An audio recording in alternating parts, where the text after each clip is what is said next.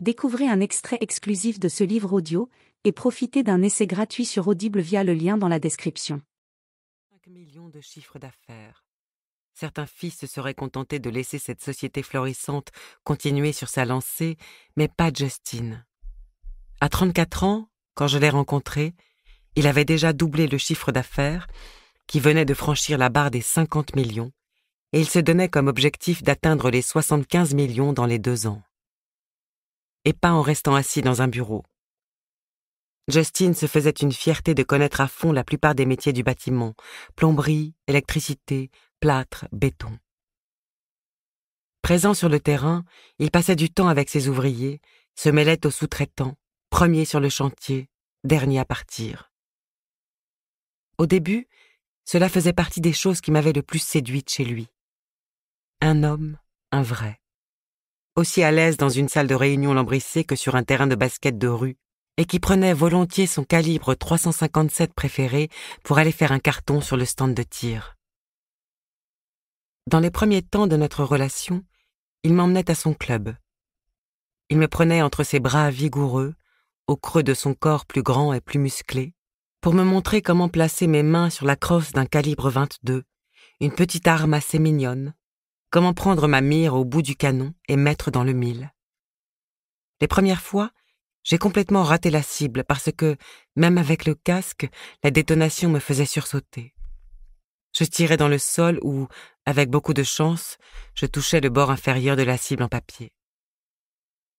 Encore et encore, Justin me corrigeait avec patience, sa voix un murmure grave dans ma nuque lorsqu'il se penchait vers moi pour m'aider à stabiliser ma visée. Parfois, nous n'arrivions pas jusqu'à la maison. Nous finissions nus dans le cagibi du club de tir ou sur la banquette arrière de son 4x4 encore garé sur le parking.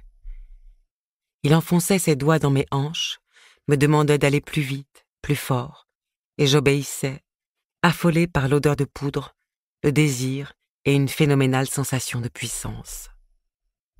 Sel, poudre, orange. Justin s'excuse et va aux toilettes. Pendant son absence, je déplace les pâtes dans mon assiette pour donner l'illusion que j'ai mangé. Puis j'ouvre mon sac à main et sous la table, j'en fais sortir, un à un, 4 comprimés blancs.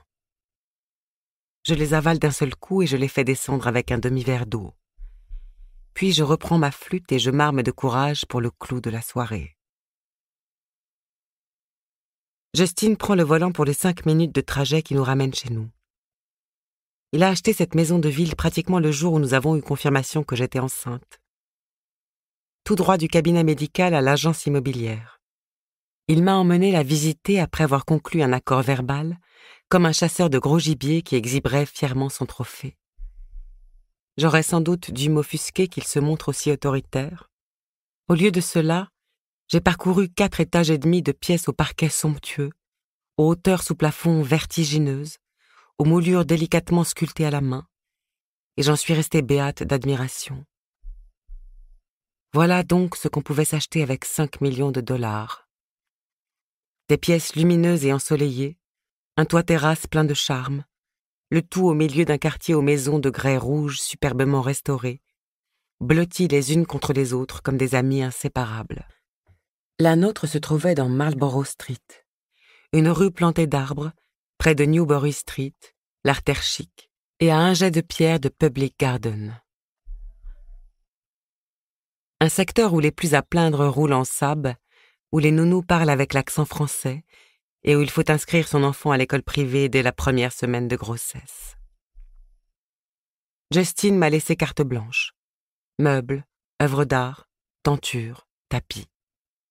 Que je prenne ou non du mobilier d'époque, un décorateur d'intérieur peu lui importait. Je n'avais qu'à faire et dépenser le nécessaire pour que cette maison devienne notre chez nous. Alors c'est ce que j'ai fait.